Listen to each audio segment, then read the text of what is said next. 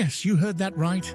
Birds share a fascinating lineage with these ancient reptiles.